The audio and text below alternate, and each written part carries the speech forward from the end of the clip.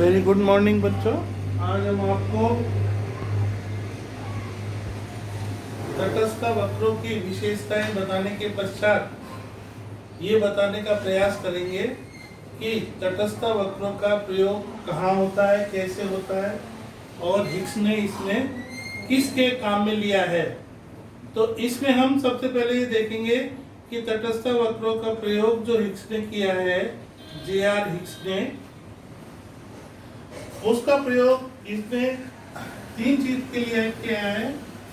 कीमत प्रभाव बताने के लिए, कीमत प्रभाव, आय प्रभाव, आय प्रभाव और स्थापन प्रभाव,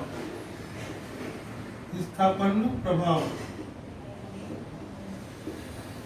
प्राइस इफेक्ट बताने के लिए, इनकम इफेक्ट बताने के लिए और सब्स्टिट्यूशन इफेक्ट बताने के लिए, इन तीन प्रभाव को बताने के लिए उसने इसका प्रयोग किया है।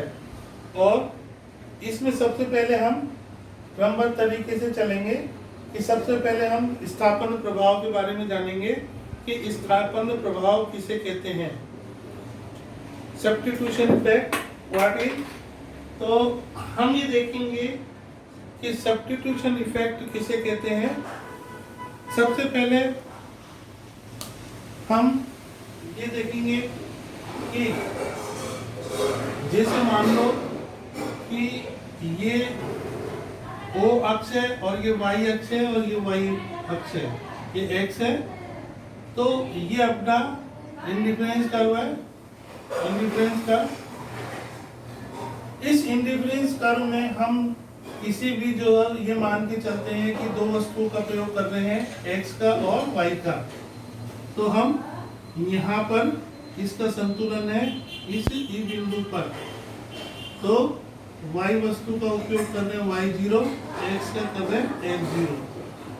अब मान लो हम यानी कि उपभोक्ता X वस्तु का उपभोग बढ़ा दे, तो X वस्तु का उपभोग बढ़ाएगा यानी कि इसको वो अधिक मात्रा में उपयोग लेगा, तो हम ये कह सकते हैं कि ये E1 पर आ जाएगा और इधर X1 का उपयोग बढ़ जाएगा और इधर Y1 का ये इतनी मात्रा में उपभोग घट जाएगा। तो यहाँ से यहाँ का चलन या इसके विपरीत यहाँ से अगर पूर्व संतुलन यहाँ पर है और अगर यहाँ पर आ जाए तो इसको कहते हैं सब्स्टिट्यूशन, यानी कि हमने X वस्तु का Y में सब्स्टिट्यूशन कर लिया, तो इसको बोलते हैं सब्स्टिट्यूशन इफेक्ट, स्थापन प्रभाव।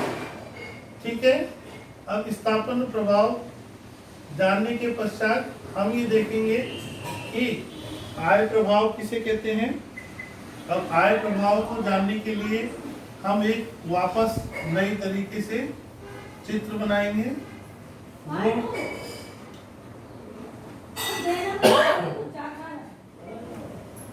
वो चित्र बनाएंगे, तो इसमें फिर वापस O, X और Y अक्ष, ठीक है। इसके पश्चात अगर उपभोक्ता अपनी आय को, सारी आय को, समस्त आय को, ऐसा माना जाता है कि मान लीजिए कि वो समस्त आय को केवल दो वस्तुओं को खरीदने में खर्च करता है, X और Y, यानी कि X की मात्रा इतनी और Y की इतनी, तो ये हमारा इन दोनों के बीच इसका संतुलन है, तो यहाँ पर इसका संतुलन हो जाएगा और ये इक्विलिब्रियम पॉइंट हो जाएगा और वो इंडिफरेंस कर्व के माध्यम से बताते हैं। तो हम ये देखेंगे कि एक उपभोक्ता जो है किस प्रकार से अपना संतुलन बनाए हुए है और X की मात्रा और Y की मात्रा का बराबर प्रयोग कर रहा है। अब मान लीजिए कि इसको हम बजट रेखा भी बोलते हैं, इसको BUD, budget line. Budget line से तात्पर्य है कि एक उपभोक्ता दोनों वस्तुओं के बीच में किस प्रकार से एक वस्तु को संतुलन बनाए हुए है और उसका जो है उपयोग कर रहा है। इस प्रकार से ये आय प्रभाव को दर्शाने के लिए अब ये देखेंगे कि मान लो सपोज करो उसकी इनकम बढ़ जाती है, यानी कि बजट रेखा ऊपर चली जाती है, तो वापस ये नए संतुलन बिंदु पर आ जाता है E1 पर। इस प्रकार से अगर मान लो उसकी इनकम बढ़ जाती है वापस, तो वापस E2 पे आ जाता है। तो इस प्रकार से E से लेके E1 E2 ये जो है ये इन सबको मिला दे तो इनकम कंजम्पशन कर्व निकल करके आता है, जो ये दर्शाता है कि आय में वृद्धि होने के साथ साथ उपभोक्ता किस प्रकार से दोनों वस्तुओं की मात्रा में कंजम्पशन में वृद्धि करता है। इस प्रकार से आय प्रभाव और प्रतिस्थापन प्रभाव ये दोनों को हमने अभी आपको बताया है, और दोनों की ही परीक्षा में अक्सर टिप्पणी आती है और दोनों का मिलकर के आता है। और आगे चलकर हम इसका क्या डिटेल के बारे में जानकारी नेक्स्ट अध्ययन में देंगे। That's all.